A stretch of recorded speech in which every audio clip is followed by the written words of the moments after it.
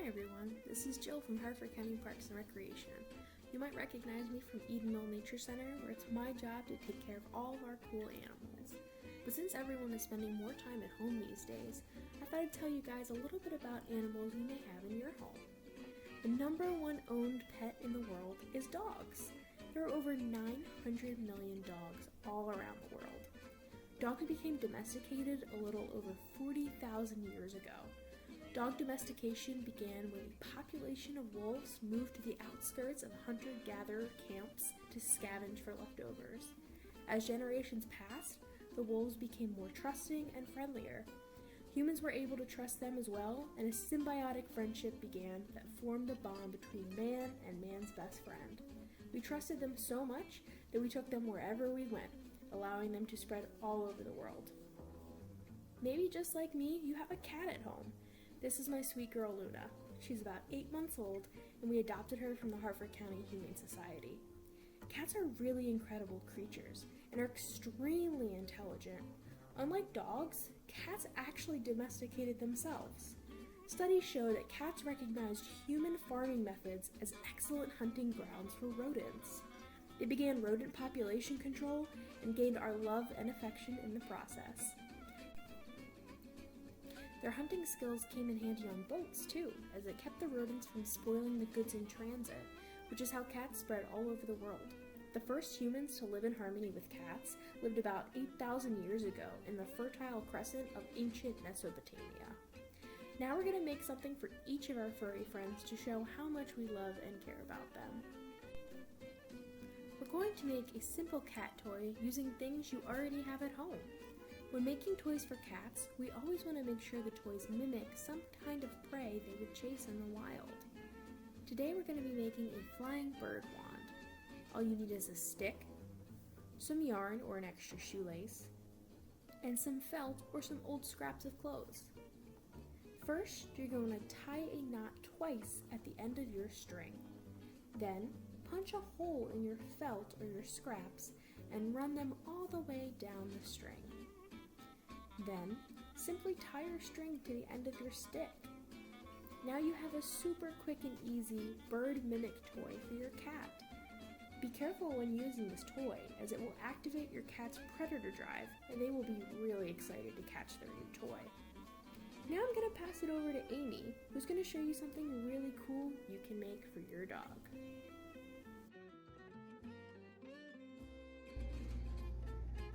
Thanks, Jill. I'm Amy Dunn from Eden Mill, and this is Chloe, a junior volunteer. We're here with our dog, Colt, our pit bull mix. Hi, Colt. Can you say hi to everybody at home? Today, we're going to show you how to make a quick and simple dog treat. First things first, let's preheat that oven to 350.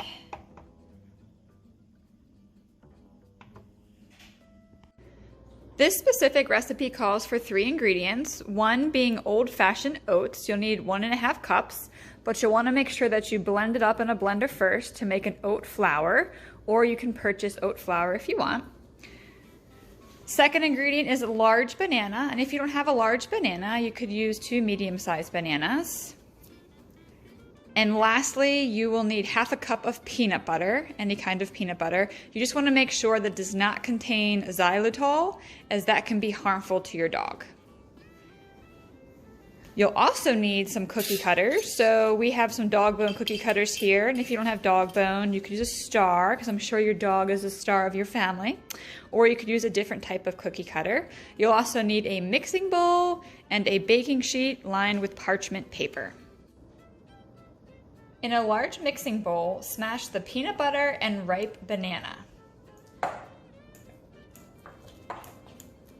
Chloe's there mashing it all up real good. Okay, Chloe is finishing up mashing in the banana and the peanut butter together. So now she's going to add in her oat flour, or her crushed up old-fashioned oats. Okay. Then she's going to mix that all together till it's well combined. And And if it's too crumbly with the flour, the oat flour, you could add some more peanut butter and recombine it. But you want the dough to be firm and sticky and pliable. So we'll give Chloe a second here to go ahead and mix up our dough for our doggy. Chloe's just about finished up mixing everything together. So now she is going to take the dough out of the bowl. She's going to put it on our clean countertop. And she's pushing down. Chloe, can you move the bowl? She's pushing down to try to make the dough about 1/4 inch thick so we can use our cookie cutters. Good job, Chloe. Chloe almost has it, but she's going to grab a rolling pin just to kind of roll it out a tiny, tiny bit.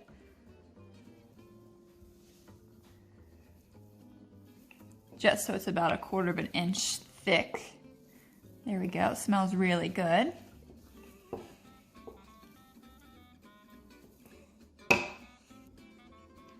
Now that our dough is about 1/4 inch thick, Chloe's going to grab the cookie cutter. And again, you can use any shape cookie cutter you have. We happen to have the dog bone shape cookie cutter. And you're going to take a minute or two and go ahead and put your designs into your dough. Once you have all of the cookie cutter shapes cut out, you can go ahead and take them out of the dough. So we're going to go ahead and cut these out, and then we're going to roll our dough again and do some more shapes. Okay, so Chloe's pulling off the extra dough around her first bone there. And then she's going to use a spatula to help her get it off of the counter to put right onto our baking pan.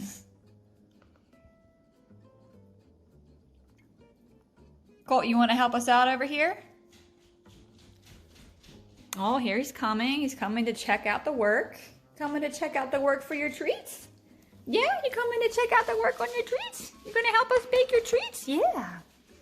Okay, so Chloe has the first bone. Looks great. So she's going to keep on doing that. And we'll see how many we can get out of this batch. Chloe has now finished up cutting out all of the dog treats to go into the oven. So Chloe, how many treats did that make, that batch? 21. All right, 21 bones to go in the oven. So we're going to go ahead and put it in our oven that was preheated at 350. And we're going to let that bake for about 15 minutes or until the bottoms are lightly browned. Okay, it's been 15 minutes, so now Chloe is going to take out our dog treats. She's using her oven mitts to be super safe. Yes. She's going to pull them out, and then we're going to let them cool for about 10 to 15 minutes before giving them to Colt. Done. Okay. Okay, we've allowed our dog treats to cool for about 20 minutes now, actually. So Chloe's going to go ahead and offer it to our puppy dog, Colt. I know he's super excited. You want a treat? You want a treat? Mmm. I think it's dog approved. Good boy, Colt. Yummy. What do you think, Chloe? Colt loves it? Yeah. Great job, Chloe. After our last treats were such a success, Colt begged us to make another treat. But this time he requested we use his favorite ingredient of all, bacon and cheese. First things first, let's preheat that oven to 350.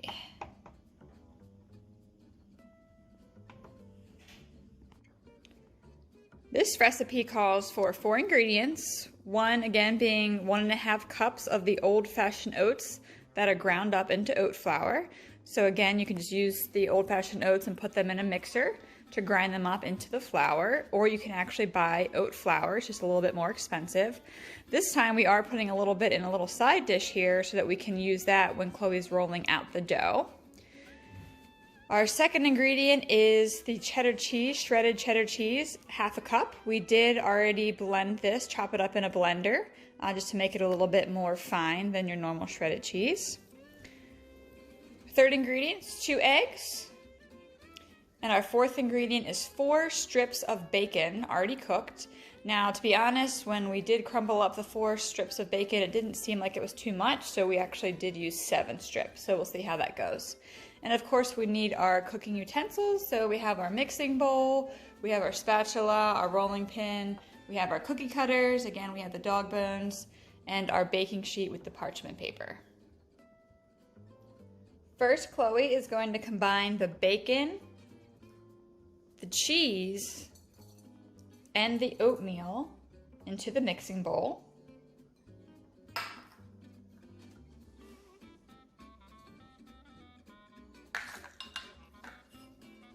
And she's going to mix that all up together. Now that Chloe has mixed those 3 ingredients together, she's going to add her eggs into the bowl and continue mixing.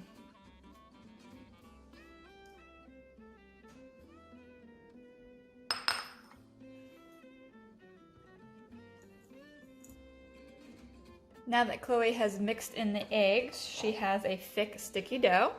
And she is now going to take that little bowl of the oat flour that we talked about. She's going to sprinkle it on the counter to help it prevent the dough from sticking this time like it did during the last treat. Okay, just kind of spread that out, Chloe. Okay, and now she's going to roll out the dough. And again, she's going to want it to be about 1/4 inch thick, just like with our last treat. So she's going to go ahead and do that. Now that Chloe has flattened out the dough, she's going to go ahead and use the cookie cutters to start making the shapes in the dough. And once she's done that, she's going to again use the spatula to place the items onto our baking sheet. Colt's helping a lot again today. Okay, Chloe has finished cutting out all of the bones. Chloe, how many did we get in this batch? 30. 30 bones. Okay, so we're going to go ahead and put it in the oven and let it bake for about 20 minutes or until the bones turn a palish brown color.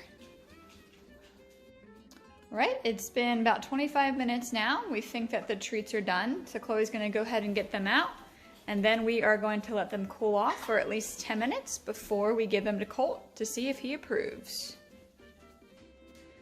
Now that our treats are all done, we'll see what Colt thinks.